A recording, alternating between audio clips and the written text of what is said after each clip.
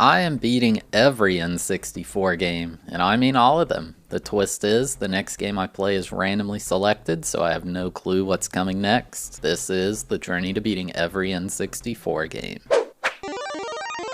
Game number 181, Nuclear Strike 64. Released in 1997, this game was developed by Pacific Coast Power and Light and published by THQ. So this is a game I hadn't heard of before, and I was informed this is a release of a popular Strike series of games that were big on the Genesis. I'd never played any of those either, so I'm coming in with a completely fresh perspective. I think this is the fourth helicopter game we've played in this challenge, so it was a decently popular genre. I haven't minded any of them so far, although none have been quite amazing. With the high praise the Genesis games received, maybe this will be sick. Let's get into it. One weird thing I noticed in the options menu is the resolution options were only medium or low.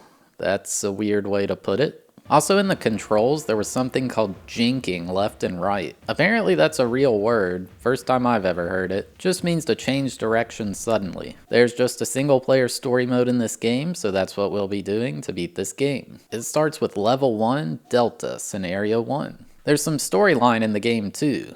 We learn Le Monde has been gathering info on the resistance from the informants in a nearby village. Wait, who the heck is Le Monde? Well, you've got to have the game's manual to learn that, which thankfully all of them are uploaded to archive.org. We are part of the Strike Team, an international operations unit whose operations are unregulated on any government. Our goal is to prevent World War III from becoming a reality. Our current job is to stop the ex-CIA intelligence officer Colonel Le Monde from destroying the entire world. He stole a tactical nuke and has amassed troops in Southeast Asia. We assume he will not hesitate to detonate the device once he's fully set up. Anyway, now with that out of the way, Le Monde is getting his info from a nearby village. We've got to kill the entire village. Well, this game is off to a good start. There's also some info on the main members of Strike in-game. General Earl is the mastermind behind every operation. He doesn't do things by the book. Apparently, he can detect weaknesses that even microscopes can't see. Whatever the heck that means.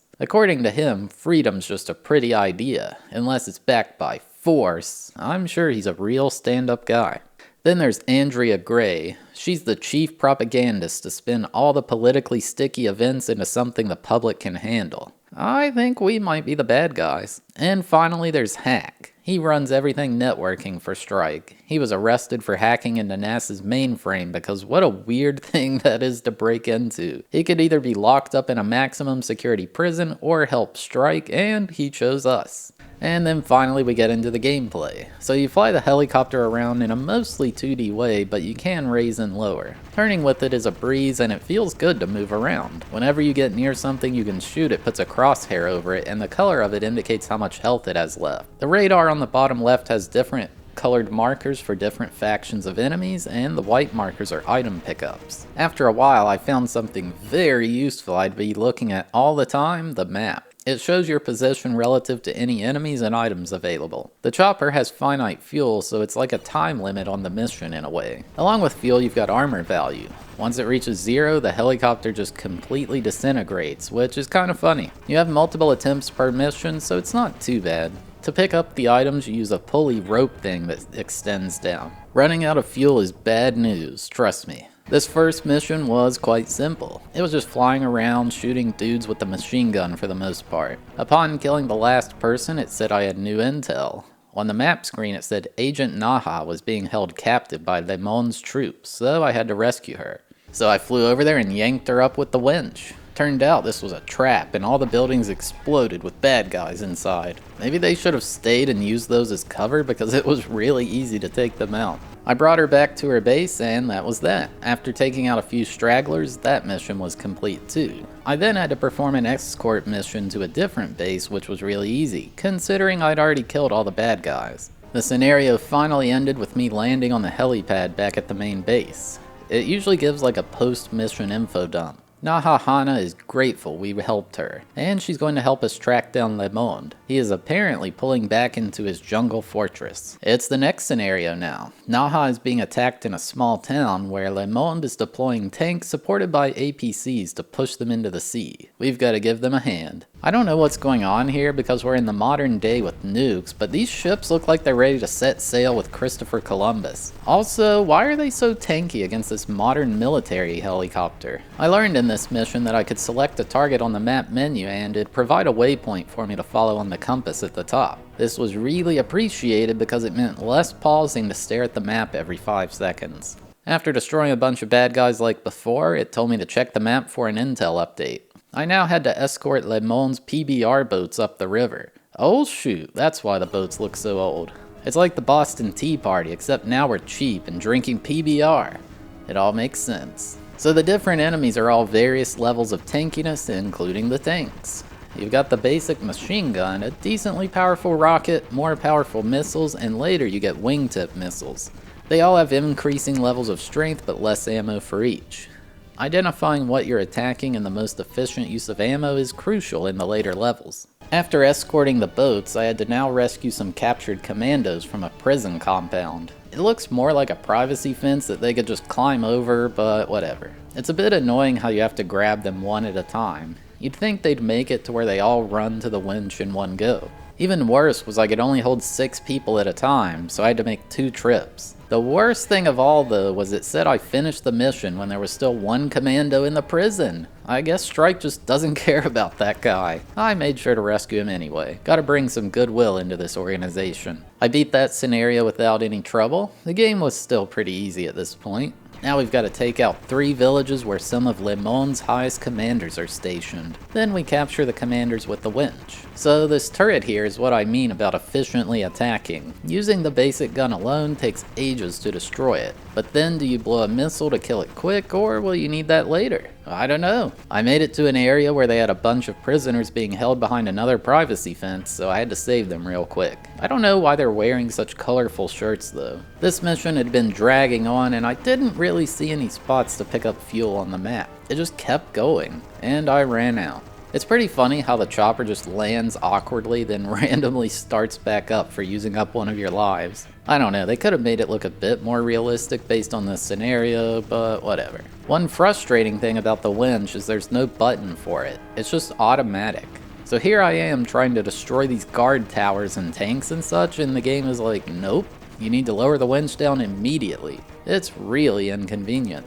I'll take this time to talk about the graphics and audio. The graphics are kind of interesting. All of the main things like myself, enemies, and allies are very high res and nice looking. The background and landscape and all that looks completely different though.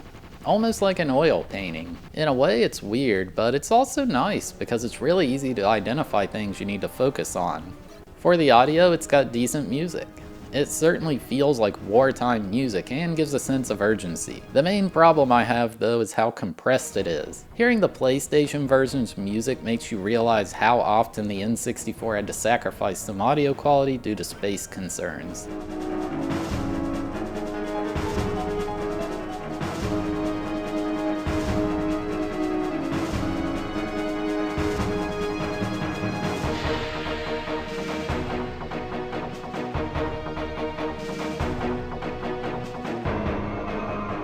Anyway, this mission was really dragging on. Every time you rescue some of the prisoners, you unlock more item pickups. I barely had any fuel left before I could refill. There's just way more enemies now, and it was certainly getting more difficult. After capturing all the commanders, I had to escort Naha and gathering some intel from the enemy base. Felt like I was playing a tower defense with all the regular troops sprinting there. It only takes 1 shot to kill them though, so it's more like a victory lap. The rest of the mission was easy. After winning, it said I won a code letter. 5-letter word starting with B. This predates the Wordle. So this next mission is goofy. We want to recruit a mercenary named Hoarding Cash to work with Strike. The way we do it? We just drop a bunch of treasure onto his island. I brought Cash a box of what is allegedly treasure to his mansion. Why does it look like he has a football field inside the house? I then got an intelligence report that Cash revealed the location of his supply cache to us. I tried refilling my armor because it was low and there were like 600 dudes there. Not a good idea. It turns out those vehicles in the area are specifically designed to wreck any helicopter.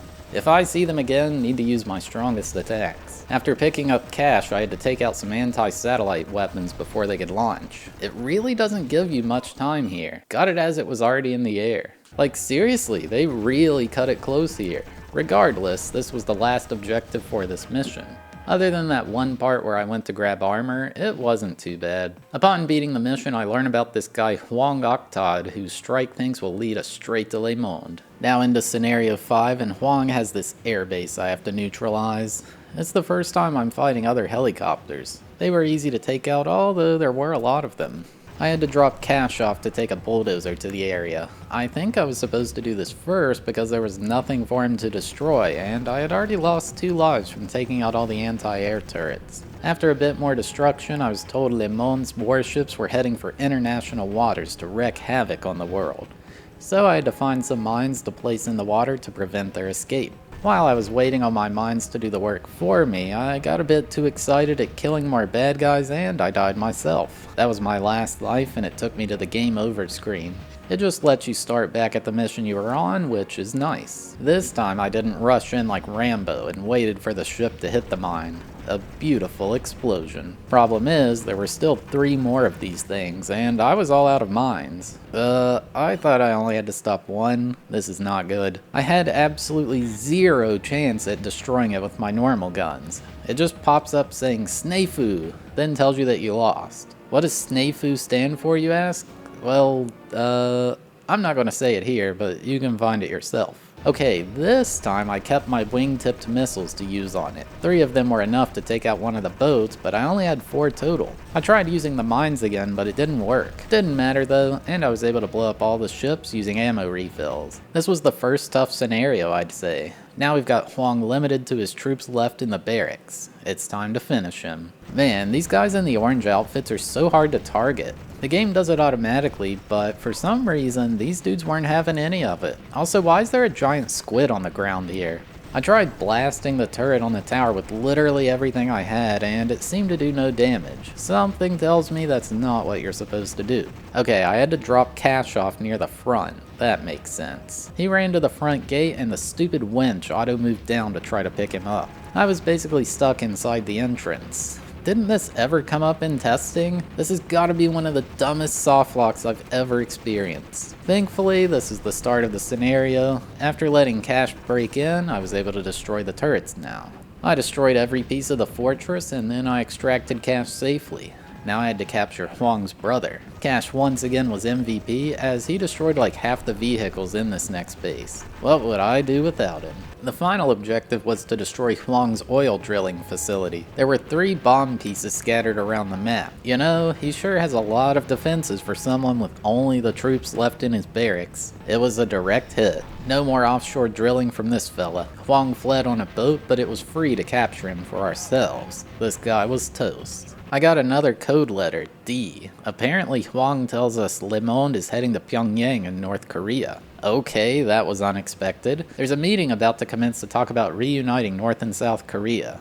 Something smells off about it though. Guess we're headed to Pyongyang. There's some informants there I need to capture safely. So for this mission I'm flying a helicopter that only has a basic gun along with some smoke grenades and tear gas. It's just a pure extraction mission to rescue these informants. I really have no idea why it shows all the other prisoners here as enemies. They don't shoot at you or anything, so like, yeah, we're definitely the bad guys. The informants told me that the leader of Le Monde's local forces, Kim, is planning to capture the diplomats for the meeting using APCs. So I knocked over some infrastructure to take them out. Also, I absolutely love how the fuel pickup in this level is just at an actual gas station. Someone thought they were really funny back in the day. Just more destruction like taking out North Korea's bridges with an oil barrel. It was certainly a different type of mission, but it was easy. I liked the change of pace. We learned Kim plans to detonate a nuke directly on Pyongyang, so we need to evacuate the diplomats immediately. The next scenario is entirely just escorting a bus full of diplomats out of Pyongyang. At least we get the normal helicopter this time around. This part told me the road is blocked and I had to shoot the barrier.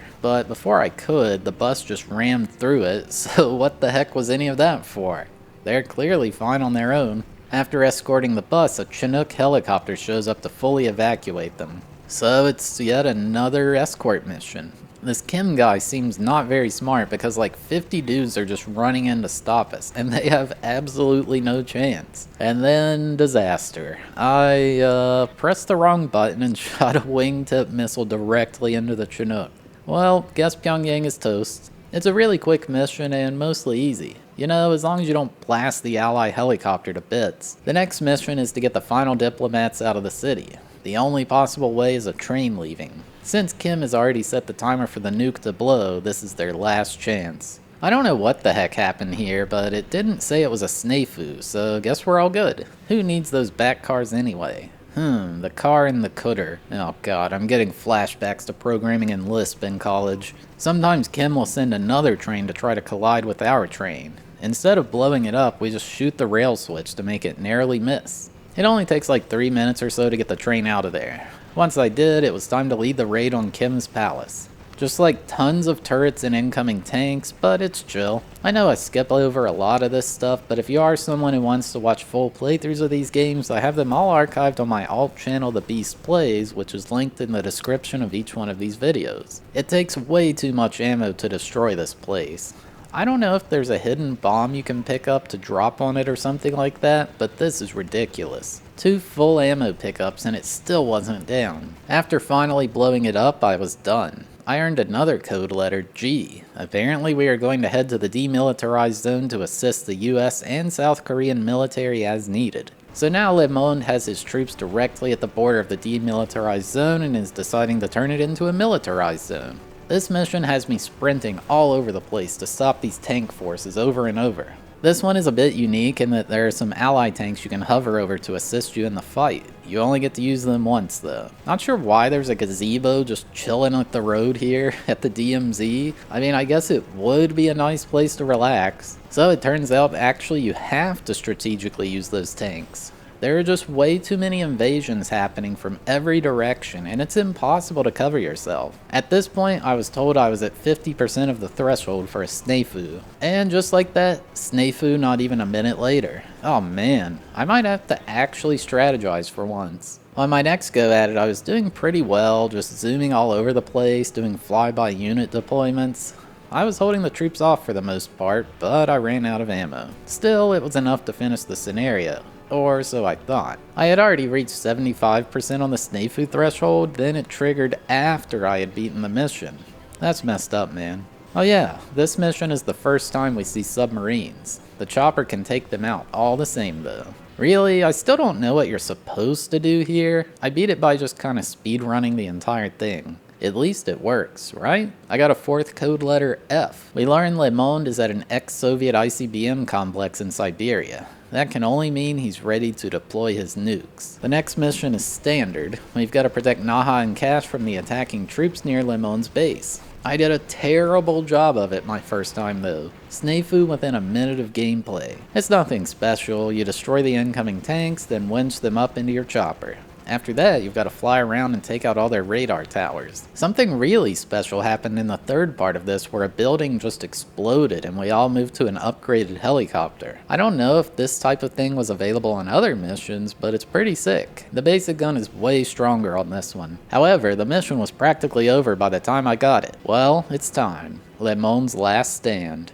You can see on the map here that there are quite a few enemies to take out. So to start this one, you drop Naha off at a nearby building where she enters a vehicle to reveal some radars. This part can be pretty frustrating because it's just one of the biggest escort missions there is. She moves so slow and there are way too many enemies in the area. Not to mention she's in a tiny little car thing, so not much health to work with. Also, I have no idea why dudes just standing there take so many hits from the literal helicopter chain gun.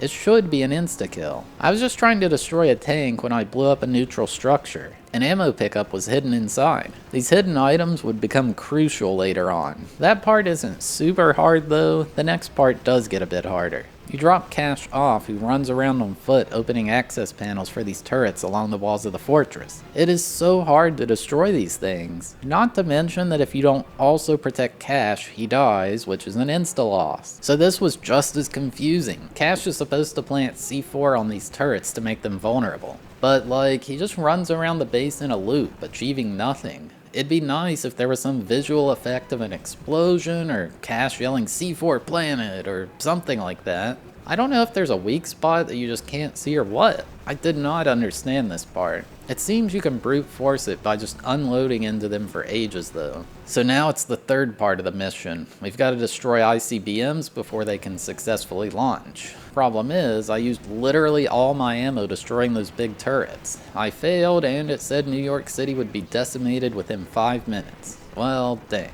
I decided I'd spend some time destroying all the neutral structures to figure out which ones had pickups in them. I was going to need everything I could get. I also learned I didn't actually need to escort Naha for the first part of the level. I could just destroy the buildings myself to reveal the radar, speeding it up drastically. These stupid turrets were the worst part though. I'd just be blasting it with everything I had and no health would be lost. Then out of nowhere, the health would change color and it died soon after. I think they needed to make this part more clear. This time though, I had found those secret ammo crates, so I was prepared for the ICBMs. Or so I thought. I literally unloaded everything I had into the first one and nothing. What the heck was going on? Are the hitboxes just jank or am I stupid? I seriously didn't get it. Okay, this time I swear I had it. I made sure to keep my wing-tipped missiles for these things. It took 2 of them to destroy the ICBM. Holy crap, they're so tanky. One by one I went flying around destroying all the nukes Le Monde had on site. But no, that wasn't good enough for this game. I also had to take out all the tanks and stuff around the launch sites. I was completely out of ammo, not to mention running low on fuel. I had even used all the secret pickups. I was basically screwed. There was nothing I could do. I lost and I felt devastated. Why was this last mission like 10 times harder than all the others combined? I don't understand. We found a video of someone playing the PS1 version of the game and they could swap to this secret helicopter by landing next to it. That just wasn't working for me. I'm not sure if it's just broken in the N64 version or what. It seems no one really had footage of this mission available that we could readily find. I feel like getting that would make this easier too. Didn't matter though. On this particular attempt, I destroyed the last ICBM and all the enemies around them. I expected it to say like mission complete or maybe a new objective, but nope, it just sat there doing nothing. What the heck did I do wrong? No objectives were showing on the map and landing on all the helipads did nothing. I was so lost, but then a miracle happened. I destroyed a seemingly random tank that wasn't marked as an objective and it was just like, good job, you took out all the ICBMs. My god, this mission is so jank and broken. Doing that caused a new helipad to appear at that secret one. Yeah, okay, makes sense. I had to now stop Le Monde before he deployed his super nuke. The main building blows up, revealing a gigantic missile launcher. Thankfully, it was not as tanky as those turrets and it fell with relative ease. Le Monde was finally finished and so was this game. It shows a cutscene with fireworks blowing up in the background and we get a bit of lore about apparently that giant launcher was called Shiva's Dagger. Le Monde is finished and Strike has saved the world from annihilation. For now. Also, I got the final code letter, K. The game's credits are available at any time from the options menu. Apparently those code letters are to give you a cheat code for the game. The one I got in particular, BDGFK, is for quad damage. So if you truly wanted to 100% this game, I guess you'd have to keep rebeating it over and over to reveal all the cheats. Looking online, there are 18 in total, so good luck with that. But yeah, that's about all there is for this one.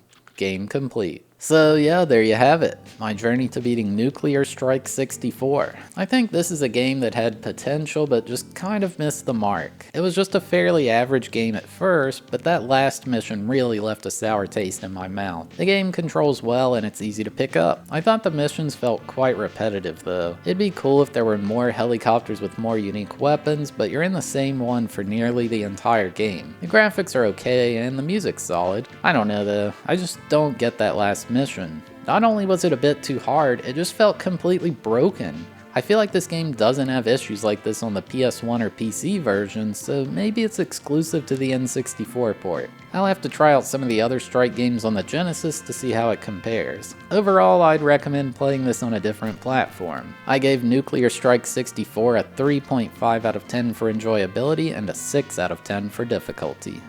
Alright, thanks for watching, I hope you enjoyed. We had a randomized marble race to determine which game was next, so here's how that played out. Or skip to the timestamp on screen to skip straight to the game selection. 200 games left on the list. Alright, here we are. Perfect Dark, Earthworm Jim 3D, NASCAR Glover. Who's it gonna be? 3, 2, 1, go. And we are off here at the next game selection, Marble Race. And it is quite a few games. 64, Osmo, Nagano, Winter Olympics, Miss Pac-Man, Maze Madness. And oh my god, Cruisin' USA absolutely launched, but it was for nothing. And so many games. Will anybody land this big play? Space Invaders? No, out of control, off the track. I don't know who's in the lead. That was insane. It appears the next Top Gear game is currently in the lead. That was nuts. I thought some game. Oh, Mortal Kombat. No, so many games. V-Rally Edition out of nowhere is in the lead. And Jet Force Gemini coming through does not stick the landing. V-Rally Edition is in the lead, but getting stuck here on the comb. This allows Vigilante 8-second offense and the next Top Gear game. It is neck and neck. I think it's going to come down to V-Rally and Vigilante 8-second offense unless something can get launched directly into the goal. And there goes some Japanese game, NHL 99. Can anything steal the show? It's not looking like it, but it's V-Rally Edition. Vigilante 8-second offense. Vigilante 8 slight advantage and takes the lead. V-Rally. Vigilante 8-second offense. And it is Vigilante 8-second offense. We played the first one so long ago, and finally the sequel is here. That was a crazy track. Vigilante 8-second offense. It has been decided. But yeah, if you're still here watching, you're awesome. Thank you so much. If you had a good time, consider hitting that like button, or maybe even dropping a subscription. Or hey, maybe even watch another one of these videos that's on screen now. And yeah, see you next time.